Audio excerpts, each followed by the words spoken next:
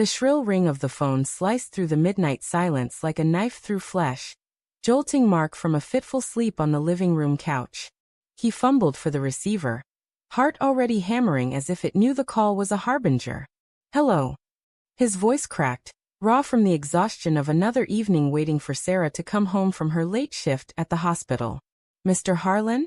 This is Officer Reyes from the downtown precinct." The woman's tone was clipped, efficient, the kind that drilled straight into your gut. "We've located your son, Ethan. He's here at the station, safe, but shaken up. He was found wandering near the Greyhound stop on Elm Street. You need to come down right away." Mark's world tilted. Ethan? Missing? The boy was 9, all gangly limbs and freckles, tucked into bed upstairs just hours ago with a story about pirates and hidden treasure. Mark had kissed his forehead, whispered goodnight, then collapsed here, nursing a beer and the gnawing ache of Sarah's absence. "What do you mean, found?" He's home. This has to be a mistake." "No mistake, sir. Ethan gave us your name and address. Says his mom dropped him off. Hurry please, he's asking for you." The line went dead, and Mark was already moving, shoes slapping against the hardwood as he bolted upstairs. Ethan's room was a tomb of shadows, the Spider-Man sheets rumpled but empty, the nightlight casting a feeble glow on the abandoned stuffed shark. Panic clawed up his throat, hot and metallic. Sarah's car keys were gone from the hook by the door. Her purse vanished from the kitchen counter. No note, no text, just this void, this betrayal of routine. He drove through the rain-slick streets like a man possessed, wipers slashing at the downpour, his mind a whirlwind of fragmented fears.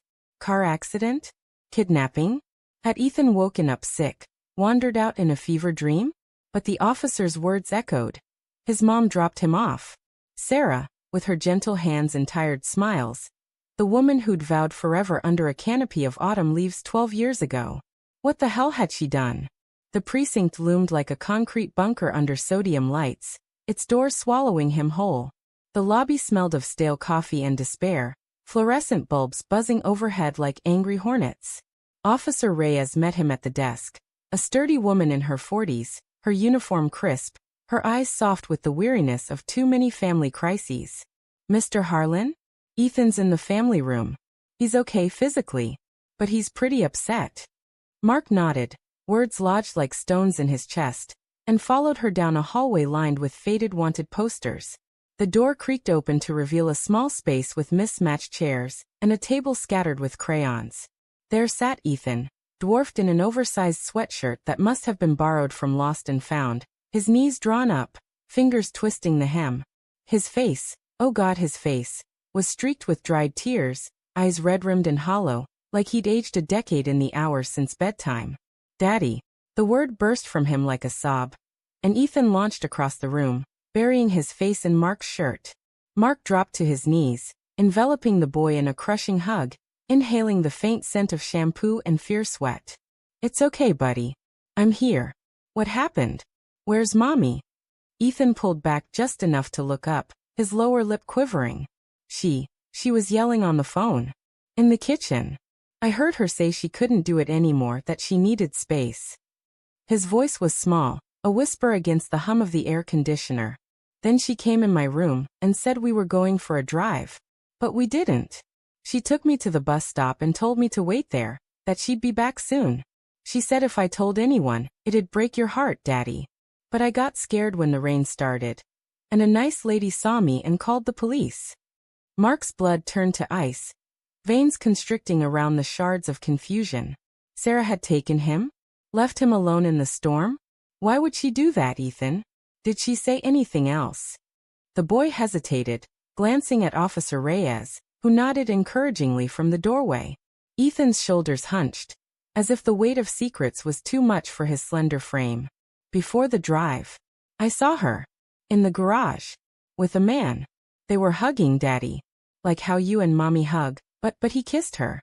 On the mouth. I wasn't supposed to see, but I looked out the window from my treehouse." The room spun. Mark's vision blurred at the edges, the crayons on the table blurring into streaks of primary chaos. A man. Kissing Sarah. In their garage, the sacred space of oil changes and bike repairs, where Mark had taught Ethan to hammer nails into scrap wood. Betrayal wasn't a word. It was a living thing, uncoiling in his chest, wrapping barbed wire around his lungs. He forced a steady breath, cupping Ethan's face. You did the right thing telling me, kiddo. This isn't your fault. None of it. Officer Reyes cleared her throat gently. We need to speak with your wife, Mr. Harlan. Has she contacted you? Mark shook his head, numbly pulling out his phone. 3 missed calls from an unknown number, timestamps from an hour ago. He dialed Sarah's cell, straight to voicemail, her cheerful greeting a mockery now. Hey, it's Sarah. Leave a message, and I'll call you back with love. He left none, just pocketed the device and focused on Ethan, helping him color a lopsided police car while the officer stepped out to file paperwork. The drive home was a blur of headlights and Ethan's soft snores in the back seat, exhaustion claiming him at last. Mark's mind raced ahead, piecing together the jagged puzzle. The late nights at the hospital that stretched into dawns. The way Sarah's laughter had faded, replaced by sighs over untouched dinners. The perfumed scarf in the laundry hamper last week, jasmine, not her usual lavender. Trust, that fragile scaffold he'd built their life upon, cracked under the weight of hindsight. How long? Who was this shadow in their garage, stealing kisses from the woman Mark still reached for in the dark? Sarah's car was in the driveway when they pulled up, headlights cutting through the drizzle like accusatory beams. The front door stood ajar, a sliver of warm light spilling onto the porch. Mark carried Ethan inside, settling him in bed with murmurs of safety, then descended the stairs like a man walking to his execution. She was in the kitchen, back to him, pouring wine into a glass with trembling hands. Her blonde hair fell loose, uncharacteristically tousled, mascara smudged like war paint from a battle already lost. She turned at the creak of the floorboard, eyes widening in a cocktail of relief and dread. Mark. Oh God, Ethan, he's okay? The police called me too. I was on my way. On your way from where? His voice was low, a rumble building in his throat. He leaned against the doorframe, arms crossed to hide the shake in his hands. Because according to our son, you dumped him at a bus stop in the pouring rain. After he saw you with some guy in the garage. The glass slipped from her fingers, shattering against the tile in a spray of crimson shards. Sarah gasped, hand flying to her mouth, but not before Mark saw the flicker. The guilt, raw and unfiltered, chasing across her features. Ethan, he saw? Mark, it's not. Not what? Not you cheating on me? Not you lying to our kid? Telling him it'd break my heart if he spoke up. He stepped forward, the words tumbling out now, fueled by the ache blooming behind his ribs. How long, Sarah? How many late shifts were really hotel rooms?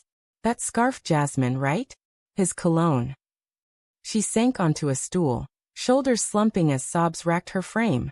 6 months. Maybe 7. It started at a conference, Dr. Ellis from cardiology. He listened when I talked about feeling trapped, about resenting the routine. You were always working overtime at the firm, coming home distant, buried in your phone. I didn't mean for it to happen, Mark. It was just escape. Escape. The word landed like a slap, echoing the hollowness he'd felt in their bed for years. He wanted to rage, to hurl accusations like the broken glass at their feet. But instead, a deeper wound opened, the quiet erosion of us. Ethan waited in the rain, Sarah. Alone. Because you needed space to fuck your escape artist? He's 9. He thinks love means pirates and promises, not this. Tears streamed down her face, carving paths through the grime of her makeup. I panicked tonight. We argued. He wanted to end it, said it was tearing him apart too. I drove with Ethan to clear my head, but the fight replayed, and I couldn't face bringing him back here, facing you. I thought I'd circle around, pick him up quick. I'm so sorry, Mark. I love you. I do. We can fix this, counseling, whatever it takes. He laughed, a bitter, hollow sound that startled them both. Love. What a fragile illusion, shattered by a boy's innocent glimpse through a window. Mark's chest tightened, memories flooding in unbidden. Their wedding dance under starlight, Ethan's first steps into his arms, lazy Sundays with pancakes and her head on his shoulder. All poisoned now, tainted by the ghost of Dr. Ellis's lips on hers. Trust wasn't just broken, it was pulverized, dust he could never reassemble. I want to believe you, he whispered, voice fracturing. God, I want to. But every time I look at Ethan now, I'll see him huddled at that bus stop, wondering why his mommy left him behind. And every time I touch you, I'll smell jasmine. Sarah reached for him, fingers brushing his sleeve, but he recoiled, the contact electric with revulsion. Don't. Just don't. He turned toward the stairs, pausing at the threshold.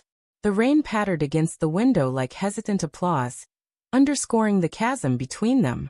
Tomorrow you pack a bag. Stay with your sister. We'll figure out the lawyers, the custody. For Ethan's sake. Her plea chased him up the steps. Mark, please. But he didn't look back. In Ethan's room, he curled beside the sleeping boy, arm draped protectively over his small form, listening to the rhythm of innocent breaths. Heartbreak wasn't a storm. It was the quiet aftermath, the relentless drip of what-ifs eroding the foundations of a life. As dawn crept in, gray and unforgiving, Mark closed his eyes, wondering if he'd ever sleep without the phantom ring of that phone echoing in his soul.